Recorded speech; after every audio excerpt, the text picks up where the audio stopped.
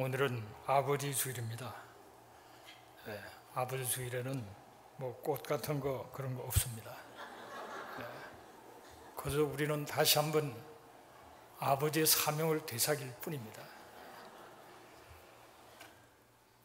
근데 아버지에 관한 얘기들이 여러 가지 있는데요. 아버지는 누구냐? 돌아가신 뒤에 두고두고 그 말씀이 생각나는 사람, 그 사람이 아버지다. 그런 말이 있어요. 아버지는 누군가? 살아계실 때는 별로 그렇게 보고 싶지 않을 때가 많았는데 떠나고 나니까 너무 보고 싶은 사람이 아버지다. 그런 말도 있습니다.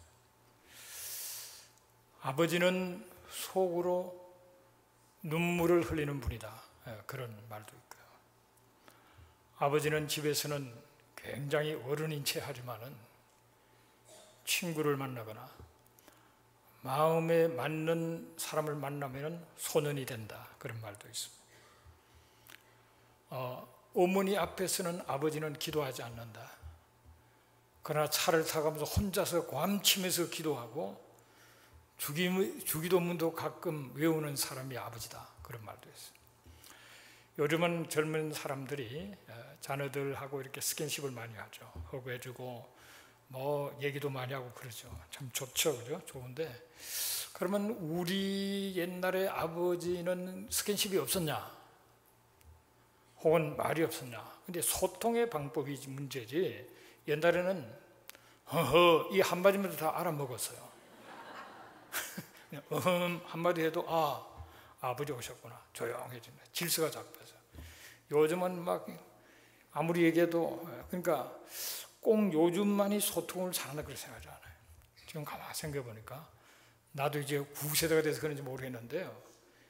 요즘 스킨십을 많이 한다 그러지만은 강력한 스킨십은 우리가 했구나. 자랄 때 아버지랑 어떻게 했냐 생각해보니까 아버지와 함께 목욕탕에 가서 완전히 벗고 서로 떼밀어 주면서 진짜 확실한 스킨십을 우리가 했구나. 어머니와 딸들이 목욕탕에 가서 요즘 젊은 애들은 어린아이들은 목욕탕을 본 적이 없을 거예요 아마. 우리는 목욕탕에 가서 1년에 몇 차례씩 묵은 때를 벗기면서 도산도선 얘기하고 만져주고 우리가 얼마나 강력한 스킨십을 하면 자랐는데 하는 생각이 드는 거예요. 닥터 지바고 제일 마지막 장면에 보면은 장군이 타나에게 그런 얘기를 합니다. 어릴 때 전쟁 속에 아버지를 잃어버렸잖아요. 타나에게 어쩌다가 아버지하고 헤어졌냐 물어요. 그러니까 그때는 전쟁이었고 완전히 그 마을이 불바다였다. 그래서 아버지가 나를 케어해줄 그런 보호해줄 만한 그런 상황이 아니었다 그럽니다. 그러니까 장군이 다시 물어요. 이 장군은 닥터 지바고의 사촌이잖아요.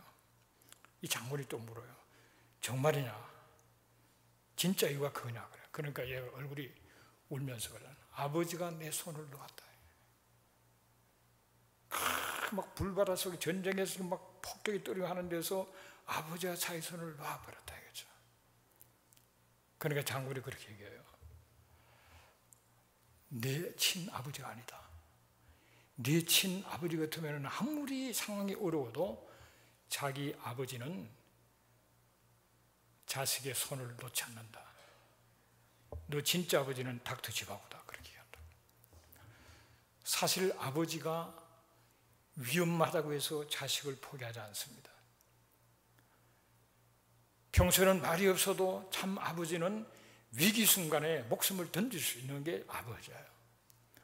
저는 우리 아버지가 우리 어머니한테 사랑한다 하는 얘기를 한 번도 들어본 적이 없어요. 또 우리 아버지가 우리에게 6남매인데 내가 너희들을 사랑한다 그런 얘기 한 번도 안 들어봤어요. 그러나 저는 우리 아버지가 우리 어머니를 얼마나 사랑하는가를 제가 확신하고 있어요. 우리 아버지가 우리 자식들을 얼마나 사랑하고 무슨 일이 있어도 목숨을 던져서 우리를 지킬 아버지인 것을 조금도 의심해 본 적이 없어요. 표현은 안 됐지만 그 사랑과 그를 본능적으로 알고 그렇게 살아온 거라고요.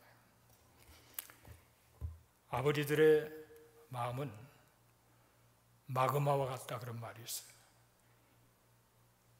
지하에 깊이 들어가면은 아니 뜨거운 지열로 말미암아서 이 돌 같은 것들이 다 녹아져 가지고 물처럼 거의 반액체가 돼서 막 들끓는 게 그게 마그마예요. 겉으로는 아무런 것이 없어요. 땅을 보면 아무런 불기운 느끼지 않지만 그 속에는 뜨거운 불이 있는 것처럼 겉으로는 아무 말 하지 않지만 그 마음속에는 자식에 대한 뜨거운 사랑이 있다는 거예요. 할렐루야. 그래서 아버지한테 잘하라 이 말이에요. 아버지가 어떠자 저떠자 그러지 말고 그 속의 중심을 바라볼 때 우리를 너무나도 사랑하셨고 그런 때를 헌신하면서 덕수만 고생한 게 아니고 다 죽을 고생 끝에 이렇게 살아남은 거란 말이에요. 그러니까 아버지들을 귀하게 여기고 그 아버지 사랑을 의심하면 안 됩니다. 오늘은 아버지들의 그 고생과 헌신과 그 사랑을 얘기하는 것은 그 정도로 끝내겠습니다. 더 중요한 것이 아버지들이 다 수고 많이 했죠. 어려운 때를 정말 목숨 걸고 살아와서 우리를 살렸고 그렇게 참 수고를 많이 하셨는데 근데 무슨 얘기를 하고 싶냐면은 우리가 아버지를 다 수고하지만은 믿음의 아버지가 돼야 된다. 여러분 지금 교회 안에 들어왔었으니까 진정한 믿음의 아버지가 돼야 된다. 저희 아버지는 믿음의 아버지가 아니었습니다. 오히려 제가 먼저 믿고 아비도 예수를 믿게 됐지만은 이제 그 아버지를 사랑하고 공경합니다. 그렇지만은 믿음의 유산은 바른 바가 없어요. 그 아버지가 만일 내가 만난 그 하나님을 먼저 만났더라면 우리는 또 다른 사원의 삶을 살 거라 그래서 어차피 예수를 믿기 때문에 믿음의 아버지가 된다. 안 믿는 가정에 어머니가 먼저 믿게 되는 경우가 많죠. 근데 어머니가 먼저 믿으면은 그때부터 무슨 결과가 오느냐? 전쟁이 시작되는 집안에 영적인 전쟁이 시작되는 거예요. 근데 아버지가 먼저 믿게 되면은 가정에 전쟁이 아니라 평화가 깃드는 겁니다. 아버지가 그동안에 막 한 장 걸치고 막 때려 부수고 이런 분들도 예수를 믿게 되면은 그때 평안이 집에 주어지는 겁니다. 어머니가 먼저 주님을 만나면은 가족들이 한 17%가 교회를 같이 나간다. 17%가. 그 무슨 근거로 그런 통계가 나는지는 모르겠지만 작은 통계가 그렇대요. 17%가 어머니 따라 교회 가고 아버지가 먼저 주를 만나면은 93%가 가족들이 다 교회를 담당한다. 그러니까 아버지가 먼저 믿는 경우가 사실은 적죠. 주로 여자들이 먼저 믿고 그 다음에 아이들이 믿고 또 남편이 믿고 이렇게 되는 게 주로인데 그러나 아버지가 먼저 믿는 경우도 있습니다. 그런 경우에 너무나도 그 축복인 거죠. 아버지는 믿음의 뿌리가 되기 때문에 우리가 아버지를 통해서 보고 듣고 그러면서 자라는 것이기 때문에 그렇습니다. 그래서 아버지가 신앙적인 모습으로 교회 다니고 예배 드리고 말씀을 보고 또 가르치고 또 그런 삶을 보여주는 것이 굉장히 자녀에게 중요하기 때문에 그렇습니다. 근데 아버지 되기는 쉽지만은 아버지다운 아버지 되기는 잘 쉽지 않습니다. 격려가 필요합니다. 쉽지 않습니다. 그래서 우리가 아버지가 아버지다운 아버지가 되어야 되는데 자식들의 입장에서 볼 때는 그 아버지의 사랑을 의심하면 안 돼요. 표현이 좀 잘 안 되다가 그 사랑을 의심하면 안 되고 또 아버지가 자식을 대할 때 자식들은 아버지의 사랑을 참 받고 싶어 한다는 거 그거를 늘 기억해야 됩니다. 그래서 그것이 때로는 거꾸로 잘 전달이 안 될 수가 있어요. 참 서로가 손해가 많은 거죠. 그게 전달이 잘 안 돼요. 그런데 오늘 본문에 나오는 이 고넬료 참 귀한 사람입니다. 이 사람은 이방인인데 로마 사람이죠. 로마인으로서 군인 장교, 오늘로 따지면 중대장 정도, 100명의 부하를 거느린 백부장인데 이 사람이 이 참 하나님을 어떻게 접했는지 모르지만은 하나님을 알게 되고 그 하나님을 열심으로 섬기는 사람. 그래서 참 경건한 사람이고 온 집안과 더불어서 하나님을 경외하고 이웃의 구제도 많이 하고 항상 기도했던 사람이에요. 그러니까 한마디로 유대인들을 통해서 여호와 하나님을 알고 섬기는 걸 보고 배웠겠죠. 그러면서 아주 참 열심히 있는 그런 신앙을 가지고 살아가면서 온 집안을 하나님을 경외하도록 만들었어요. 얼마나 귀한 분입니까? 그리고 그 이방인으로서 또 로마인으로서 지배 계층들을 사랑하고 도와준다는 것이 너무 귀한 거죠. 보통 아빠하고 뺏고 막 이러기 쉽잖아요. 권력을 행사할 텐데 이 사람은 참 어려운 사람들을 많이 도와줘가지고 하나님께서 그를 받으시고 기억을 하시는 거예요. 그리고 열심으로 기도해서 여기 9시라 그러면 오후 3시인데 오후 3시는 굉장히 바쁠 때잖아요. 우리가 뭘 하는 사람도 오후 3시는 바쁘죠. 일찍 퇴근하는 사람도 빨리 정리해놓고 퇴근하지 굉장히 바쁜 시간인데 시간을 하나님 앞에 항상 기도해서 그 기도가 상달되고 하나님이 기억하시는 바가 되는 그런 참 귀한 사람인데 이 사람을 보면서 하나님은 이 사람을 소중히 여겨서 그동안에 오순절 마가의 다락방 이후에 복음이 계속적으로 유대인들 속으로 막 복음이 전해지면서 많은 믿는 유대인들이 나오면서 이렇게 퍼쳐나가는 그런 가운데서 이방인으로서 사도행전 10장에 가서 이제 이방인들에게 복음이 들어가기 시작한다. 이방인들에게 복음이 들어가는 그 본격적으로 복음이 들어가기 시작하는 것이 바로 고넬료 가정을 통해서요. 그 하나님께서 이 고넬료의 그 가족을 사랑하고 자식들을 사랑하고 그들과 더불어서 하나님을 경외하고 예배드리고 사랑을 참 이웃을 사랑으로 섬기고 다 기도하는 이 고넬료를 너무 귀하게 여기셔서 하나님께서 환상을 보게 하시고 그래서 베드로를 만나게 하시고 그런 가운데서 이 유대인들이 먼저 은혜 받은 유대인들이 받는 은혜보다 더 큰 은혜를 받게 돼요. 오순절 마가의 다락방의 성령의 역사도 그들이 모여서 열심히 간절히 기도하는 가운데 성령의 역사가 있었잖아요. 그런데 여기는 그냥 말씀을 듣는 도중에 성령께서 막 강림하셨어요. 그러기 평소에 이분의 하나님을 경외하고 그리고 이웃을 사랑으로 구제하고 섬기고 열심히 기도하는 것이 이미 상달되고 기억됐기 때문에 하나님께서 큰 은혜를 그야말로 뭐 안수를 하고 뭐 합심해서 간절히 기도하고 그게 아니라 그냥 말씀 듣는데 성령이 강력하게 임하는 그런 놀라운 역사를 체험하는 그런 자리로 나가게 되었습니다. 그러니까 처음에 믿는 사람들이 다 유대인들이었잖아요.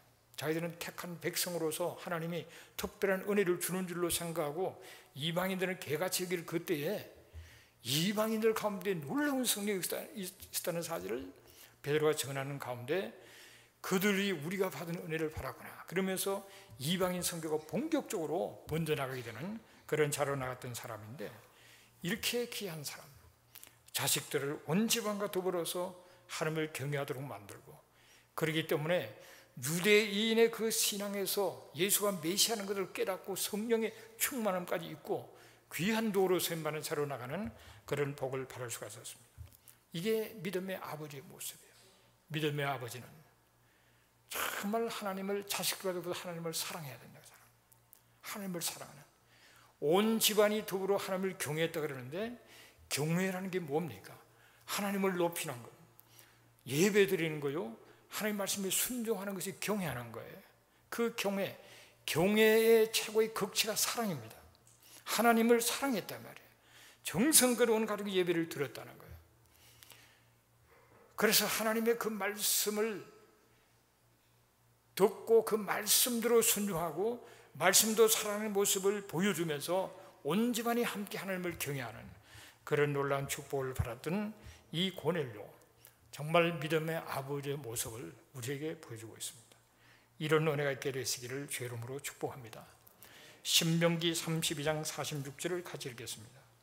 그들에게 이르되 내가 오늘 너희에게 증언한 모든 말을 너희의 마음에 두고 너희의 자녀에게 명령하여 이 율법의 모든 말씀을 지켜 행하게 하라 그랬습니다. 이 말씀을 마음에 두라는 거예요. 말씀을 마음에 두고 자녀들에게 명령하고 또 이 말씀을 지켜서 행하게 하라 그랬습니다. 여러분, 내가 안 하면서 하라면 행해지겠습니까? 내가 먼저 그 말씀을 마음에 두고 내가 그것을 행하면서 자식들에게 본을 보이면서 그러면서 너희들 행하라, 안 할 때는 또 체크해서 하게 하고, 그래서 온가르게 하나님을 경외하는 그런 자로 나가는 그런 모습을 보였단 말이에요. 그래서 우리가 자녀들이 진정 축복을 받고 잘 되기를 원하면 하나님을 경외하는 법을 가르쳐주세요. 하나님을 경외하는 법. 오늘날 그것이 제대로 전달이 안 되니까 미국이 지금 망쳐들었잖아요. 옛날에는 얘기 꺼낼 것도 없는 그런 것들을 갖고 막 야단났어요. 하나님의 말씀을 서로 언론에서 투표로 결정하려고 하는 사람들이에요.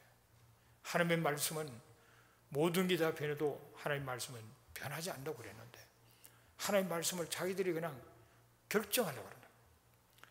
이런 세대에 살아가면서 하나님의 말씀을 우리가 마음에 두고 그 말씀대로 순종하면서 자식들이 지켜 행하도록 해주는 것이, 그것이 믿음의 아버지의 모습이다. 에베소서 6장 4절 말씀을 같이 읽습니다. 또 아비들아, 너희 자녀를 노엽게 하지 말고 오직 주의 교훈과 훈계로 양육하라 그랬습니다. 자녀들을 노엽게 하지 말고 자녀들을 믿음으로 훈계하고 그리고 교육해서 양육해서 그들을 가르치는 일을 해야 된다. 말씀으로 훈계를 제대로 해야 되는 거예요. 제대로 가르치고 잘못은 지적하고 나가야 된다면. 그런데 오늘날 아이들이 말씀을 똑바로 얘기하면 애들이 싫어한다고 그래서 말씀도 제대로 못하고, 이제 그러면 애들을 결코 핸들할 수 없는 애들이 되버려 말아요. 인간은 재성이기 때문에 그냥 두면은 다 그야말로 나쁜 인생으로 타락하고 실패하는 인생이 될 수밖에 없어요.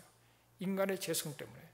우리가 성령이 내 속에 들어오고 하나님의 자녀가 되어도 신분은 거룩한 하나님의 자녀지만은 우리가 이 죄성이 완전히 사라지고 그냥 거룩한 영성만 있는 게 아니란 말이에요.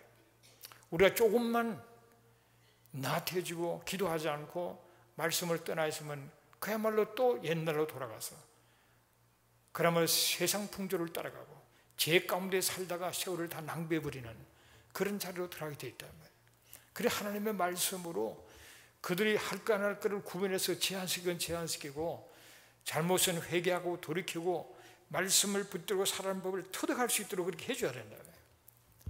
그래서는 우리가 말씀으로 교훈하고 말씀으로 훈계하고 말씀으로 가르쳐야 되는 것입니다. 이 말씀으로 하는 것, 사랑의 또 다른 이름이 훈계라고 그랬어요. 훈계.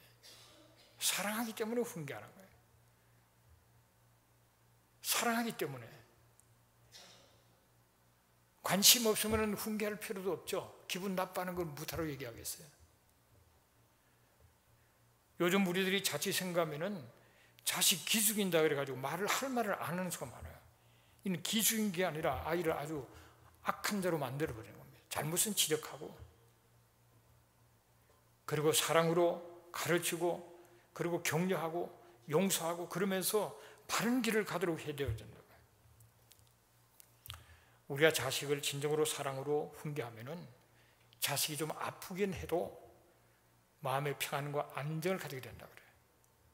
그리고 도덕적인 어떤 기준을 갖고 이 생을 살아갈 수 있는데, 그런데 그걸 하지 않으면 아이들이 뭐가 뭔지를 모르고 불안한 가운데서 뭐가 옳지 그런지를 모르는 가운데서 세상 풍조에 휩쓸려서 그냥 살아고 만단 말이에요.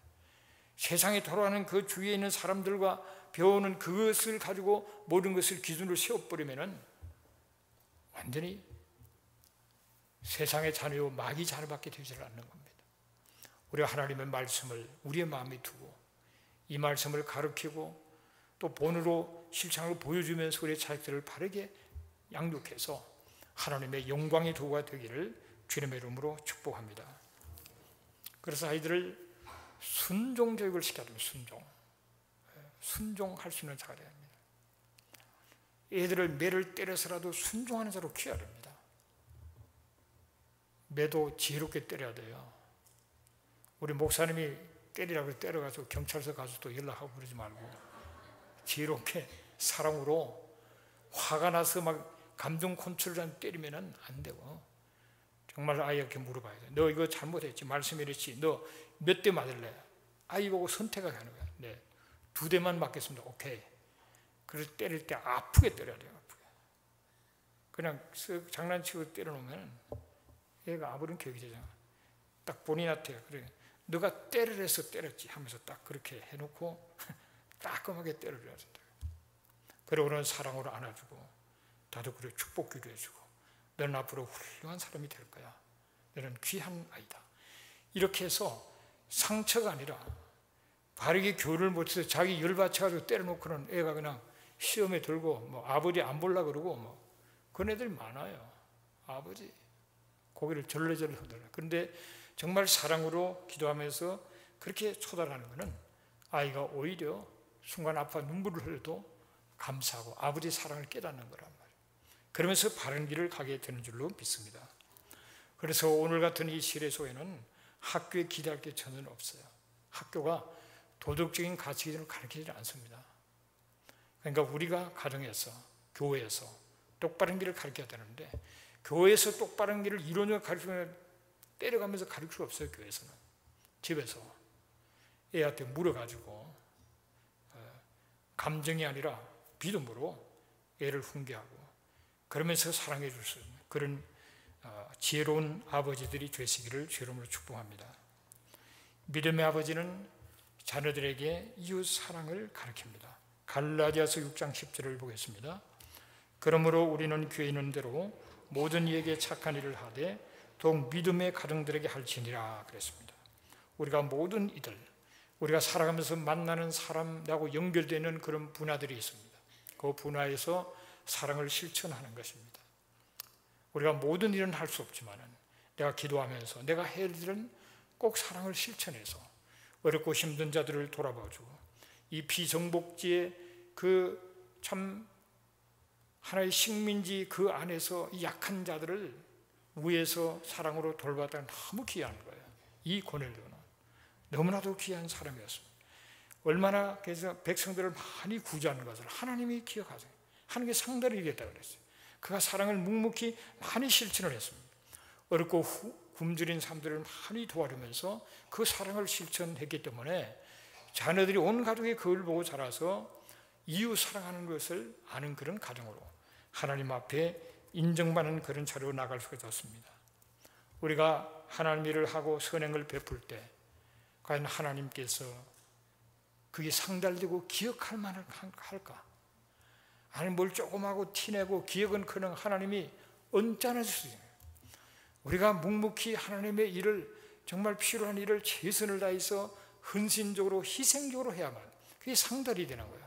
내 남은 거 좀 그저 갈라 하는 그거 가지고 상달이 되겠습니까? 얼마나 정성껏 마음을 담고 최선을 다해서 하나님 앞에 상달이 됐겠어요. 그 하나님께서 기억한 바가 되는, 올해 열심으로 이웃을 사랑으로 섬겨야 되고, 그리고 우리 주위에 있는 분들, 특별히 더욱 믿음의 가정들이 할지니라 그랬어요.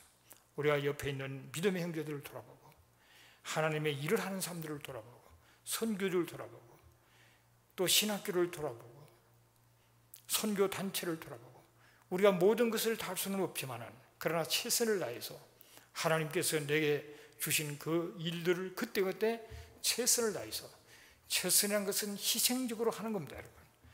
여유가 있어서가 아니라 최선을 다해 희생적으로까지 그 일을 감당해 나갈 때 하나님 앞에 상달이고 기억되는 바가 되죠.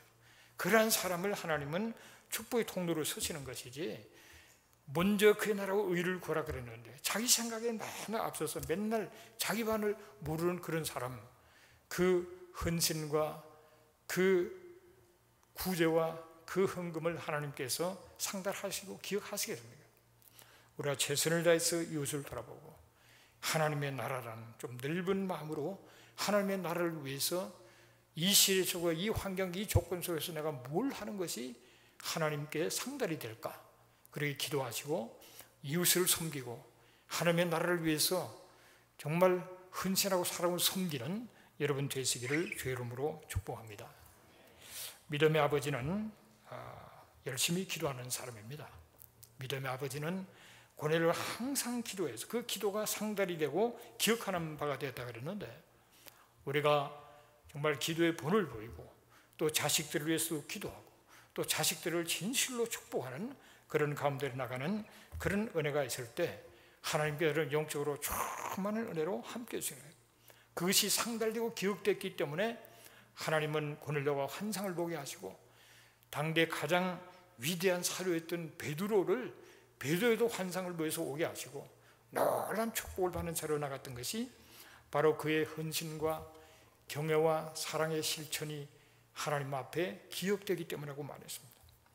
우리는 하나님을 사랑하고 이웃을 사랑하면서 또 무엇보다도 항상 기도하는 그런 은혜가 있게 되시기를 주의 이름으로 축복합니다.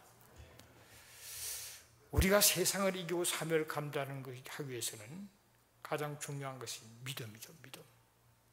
이 믿음이 나는 없다 한탄하지 말고 기도가 적은 것을 한탄해야 돼요. 우리가 간절히 기도할 때 하나님은 우리에게 믿음을 더하여 주시는 겁니다. 그런 믿음으로 매사를 확신 가운데서 기도 속에 하나님의 뜻을 분별하면서 확신 속에서 모든 일을 감당하는 그런 여러분 되시기를 주의 이름으로 축복합니다. 인간의 짧은 판단과 계산으로 하나님의 뜻을 분별하는 것이 아니고 기도, 충분한 기도 속에 그럼 하나님이 내 내면에 어떤 확신을 주신다 이 말이에요. 그거 가지고 그대로 순종해서 하나님 앞에 쓰임받는 여러분 되시기를 주의 이름으로 축복합니다. 토마스 블룩스라는 사람이 그런 얘기를 했어요. 확신과 한 믿음을 가진 사람은 기도하는 사람이에요. 기도할 때 확신과 믿음을 가지게 되고 믿음으로 삶을 감당하는 자리로 나갈 수가 있습니다. 이게 LA에 사업에 크게 성공하는 분이 있어요. 그분이 한때는 사업에 실패를 해가지고 굉장히 어려운 적이 있었습니다. 멕시코, 미국의 경제 위기가 왔기 때문에 사업을 그러나 더 이상 지탱할 수 없는 그런 자리에 들어갔어요. 그래서 하나님 앞에 가서 기도를 했어요. 도저히 이제는 어떻게 할 바를 몰랐어요. 그러면 생각해 보니까 믿음으로 한다고 했지만 자기 생각과 자기 열심으로 했지 그만큼 기도로서 하나님의 인도를 받는 게 아니었구나 하는 사실을 깨닫게 됐어요. 그렇게 깨달아서 기도 시간을 가지고 기도원에 가서 기도하고 금식하면서 말씀을 보다가 하나님께서 말씀을 통해서 깨달음을 줬어요. 그 깨달음이 뭐냐고 보니까 하박국 2장 3절에 보면은 비록 더딜지라도 기다리라 지체되지 않고 반드시 응하리라. 이 말씀이 아주 가슴이 뜨거웠어요. 비록 더딜지라도 기다리고 지체되지 않고 반드시 응한다. 그 말씀을 붙들고 하나님 앞에 간절히 기도를 하기 시작했어요. 평소에 기도를 안 한 바는 아니지만은 가슴이 불떠워서 기도를 하기 시작했어요. 바쁘니까 기도할 시간이 없으니까 목사님에 가서 열쇠라도 좀 카피해달라고 그래서 새벽 4시에 교회 가서 기도하는 거예요. 남들이 잠잘 때 간절히 그렇게 시간을 좀 특별하게 들어서 하는 게 기도가 집중이 돼가지고 기도를 아주 강력한 그 기도 속에 은혜를 많이 받았어요. 그래가지고 내가 하나님 내게 축복하시면 내가 하나님의 영광에서 살겠다고 또 기도하고 또 기도하고 또 기도하는 가운데 하나님께서 그 기도에 응답하셔가지고 놀라운 축복. 지금은 세계적인 사건가 됐어요. 하나님의 일을 위해서는 사람들이 아주 놀랄 정도로 막 열심히 하는 그런 분이 계시다.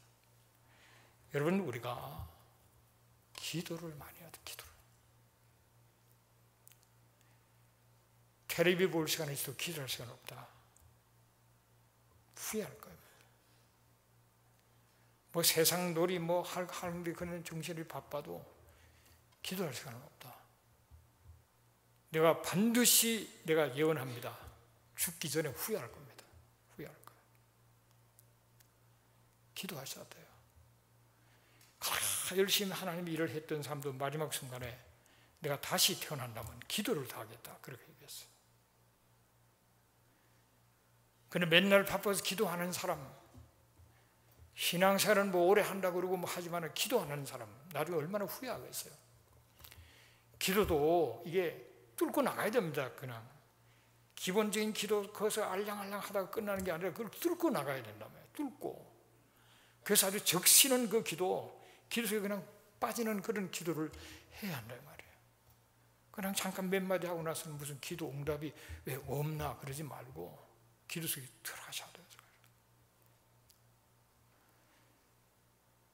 그래서 그 기도를 통해서 하나님의 깊은 그런 뜻을 헤아려보면서 하나님의 역사를 우리의 삶 속에서도 왜 이렇게 사업이 안 되나? 왜 이러냐? 왜 이러냐? 기도해 보세요. 좀 깊은 기도를. 남 잠잘 때 한번 깨어나서 해보시라고. 어떻게 되는지. 하나님의 영감이 무엇인지 그렇게 한번 해보시라고요. 기도하시기를 주 이름으로 축복합니다. 그 기도 속에 자식을 위해서 기도하고 그 기도를 자식들에게 보여줘야 되는 거예요. 뭐 환경 형편이 다 다르기 때문에 뭐라고 잘라서 얘기하지는 못하지만 그러나 하나님이 보실 때 상달되는 기도, 하나님께서 기억하시는 기도, 그걸 하셔야 된단 말이에요. 나는 내 기도가 하나님 앞에 상달되고 하나님이 기억하실 거다. 내 구제와 헌신과 내가 하는 하나님이 나를 위해 드리는 이 물질, 이 기도를 하나님께서 그게 상달해서 내가 기억하실 거다. 믿으시면 아멘 하십시오. 아멘이 좀 약하네요.